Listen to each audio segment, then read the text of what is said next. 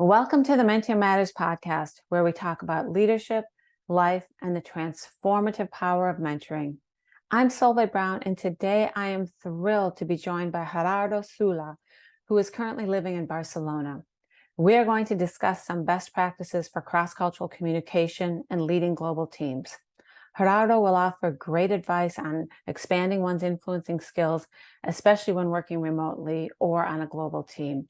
He will also share his strategies for rolling out successful mergers and acquisitions in a way that honors both organizational cultures. Before we begin, let me give you some background information on Gerardo. Gerardo Soula is a global human resources leader with international experience in Latin America, North America, and Europe. He led a team that pioneered the first global people strategy in one of the largest private companies in the world. He has led multicultural teams in over 20 countries on 4 continents. Throughout his career, Gerardo has developed and implemented strategic HR programs that resulted in maintaining both exceptional employee engagement and a productive work environment. He also has a strong track record of success in managing and supporting organizational realignments related to business transformation. He is an expert in identifying and developing talent. He has coached managers of all levels to become effective leaders, and he is a champion for diversity and inclusion in the workplace. He has received multiple Best Employer and Best Regional Company for Leaders awards in Latin America. He is also a former member of the board of directors of one of the largest companies in Argentina. Gerardo has been a mentor for Mentium since 2010. Welcome, Gerardo. I am so happy to have you as a guest today.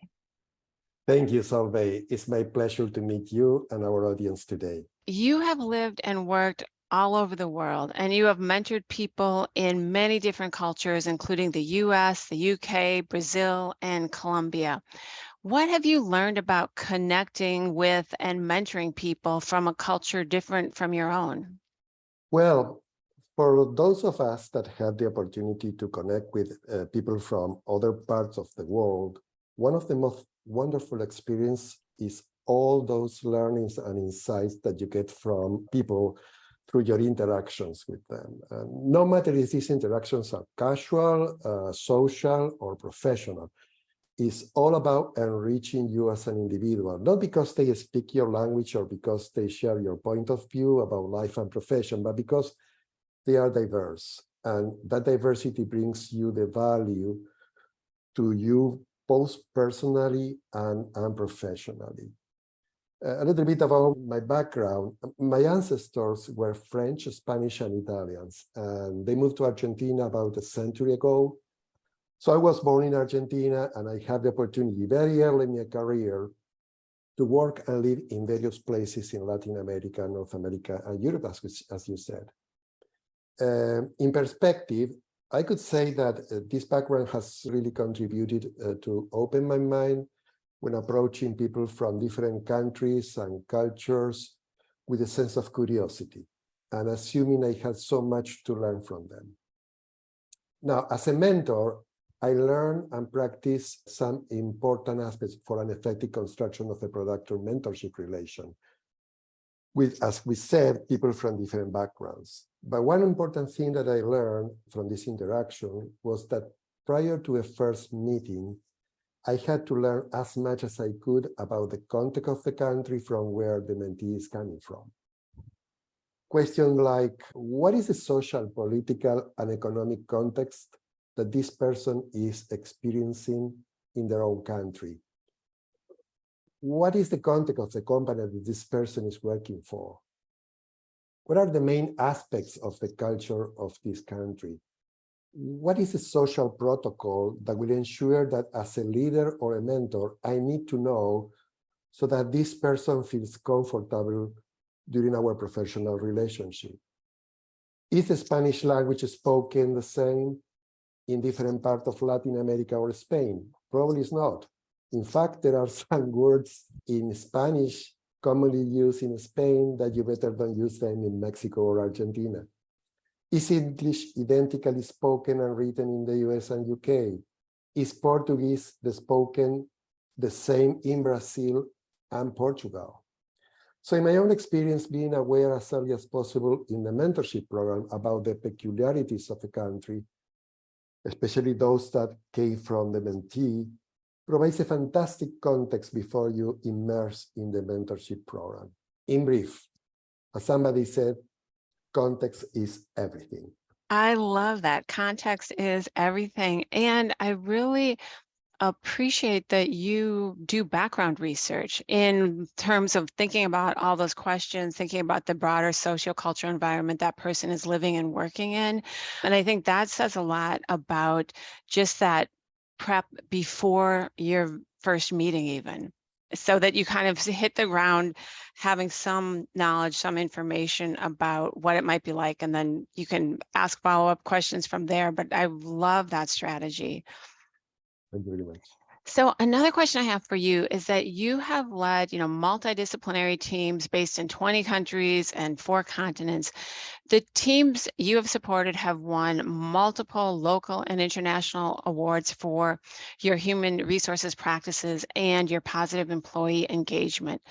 So many of our mentees now are working on global teams. They might be leading global teams. And so we get so many questions about how you can learn to better communicate. So I'm so excited that you are here because you are the expert. So can you offer advice on how to effectively communicate when you are leading or working with a cross-cultural team? Well, I think it's a great and a very challenging question. For many years, I asked myself what it takes to become an effective leader when you lead people that live and work in other parts of the world. I think there is not a magic formula, but as we said before, if we take the time to understand the cultural context, the social context, the individual context, and we approach the relationship with empathy, then you have very good chances to become an effective leader from a relationship standpoint. Let me give you a couple of examples. The perception of time depends on the culture from where you're coming from, right? If someone from other part of the world is telling you that the work will be completed soon, then you might want to double check what soon means for that person. Is it today? Is it in a week from now? Then there are cultures where the word no is rarely used. Therefore, if somebody tells you, doesn't mean that they understood your point and that they agree with what you are saying. So you might need to double check what the really means before we jump to a conclusion, right? Right. Finally, how do you balance the need to socialize with the partner with the need to start focusing on the purpose of the call, right? Do we use 1 minute at the beginning to socialize? Is it 5 minutes? Is it 10 minutes? I have an anecdote to share with you and the audience. It was my first trip to Asia, and I spent half a day leading a presentation to a local leadership team. During the session, I noted that I had almost no question from participants. At the end of the presentation, the leader looked around the table and said, okay, no questions mean agreement. The meeting was over and participants left the room without giving me any piece of feedback or questions to let me ensure that my purpose of that day was achieved. So my first reaction to that experience was that my presentation was not interesting at all. But then I decided to have one-on-one meetings with all the participants to explore if they had something to say. Guess what?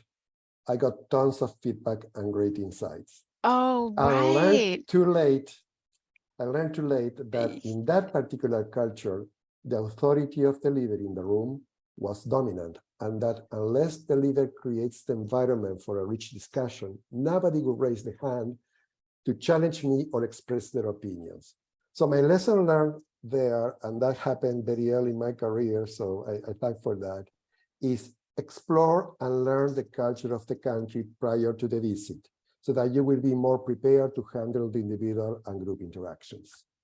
That is great advice, and learn what some of their norms are in that culture. Like that was such a great example of that, a leader has the hierarchical position in the room and no one is going to challenge you in front of other people. And oh my goodness, that is great advice. Another area that many mentees like to work on is influencing, with or without authority. You have learned to influence people around the globe, and, oftentimes you are remote when you're influencing. So, what advice would you give to someone on how to influence effectively when you are working remotely with people in other countries? Well, Sabe, this is a very common situation, especially in matrix organizations or organizations with positions having a double reporting line, or when we are in a team of peers that need to make consensus-driven decisions, or, for example, when you need to influence somebody that doesn't report to you. So what it takes to become more influential? I think building trust is a key element that opens the door to influence without authority. You might be trusted by others because they know you, and over a period of time, you have proven to be somebody to trust. Or you might be trusted not because the person knows you, but because your background demonstrates that you are a person that deserves the opportunity to be trusted. Now, what are the elements that are relevant to build trust, even if you work with a person that is located in a different location? In my experience, people rate a leader high in trust and influence if they are a role model and set a good example, they walk the talk, they honor commitment and keep promises, and they follow through on commitments. And finally, they are willing to go above and beyond what needs to be done. So that's my experience in influence without authority, which is actually what I experienced for many years in my life, because people reported to me in a dotted line. So that created a special learning for me to influence without authority, as we said. Right, that the key is about building trust, and building Absolutely. trust by showing that you are trustworthy in multiple ways.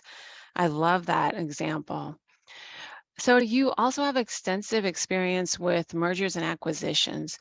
What are strategies for successful M&As, especially in terms of melding two organizational cultures together? Well, so there are many reasons why merger and acquisitions may fail. Value destruction is one of them. Poor communication and integration, and cultural differences are some of the most common reasons why M&A fail. If these issues are not addressed, it can be very difficult to make merger and acquisition a success. During an M&A process, probably you have heard leaders saying things like, in this merge, we will keep the best of our respective cultures. Don't worry, we're not planning to impact the culture of your company. Well, experts say, and that was in part my own experience, that there is nothing as a merger of equals, right?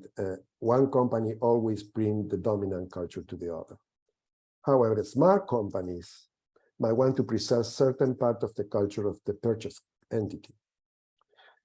In my experience, there are three components to consider a successful M&A. One happens during the due diligence phase. This is the time when you learn a lot about the company culture, what they say about the culture in the web page, for example, what current and former employees say about the organization, what customers and communities say about them.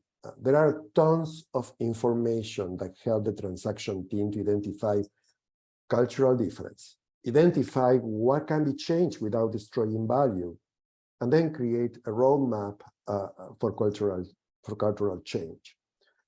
If you don't think the culture of a target company is a good fit, then it is okay to walk away, because the two main reasons why M&A fail are: one, culture; two, leadership. Right. So there are two things more than I would like to comment, Solveig. The other thing is change management when you go through an acquisition process. This is one of the most critical parts of the M&A. Change management team play a very relevant role, not just making sure that the communication is effective during the process, but also ensuring that all the elements of the integration process have been completed well.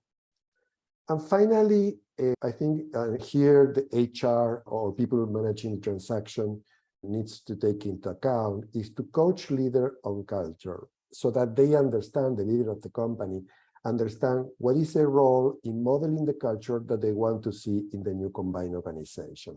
So if you have these elements into consideration, probably the chances of success in an acquisition are very high.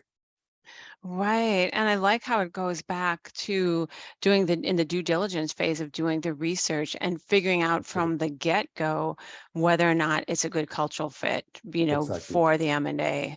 That is great. We have time for 3 final questions. Okay. The first one is, do you have habits that you feel have contributed to your success? Well, a great question. I think there are 3 habits that I think have helped me during my career, and especially interacting with people from other cultures. The first, well, as I said before, understand the context of the culture of the person or the team as early as possible in order to minimize wrong assumptions or misunderstanding at the beginning of a relationship, especially.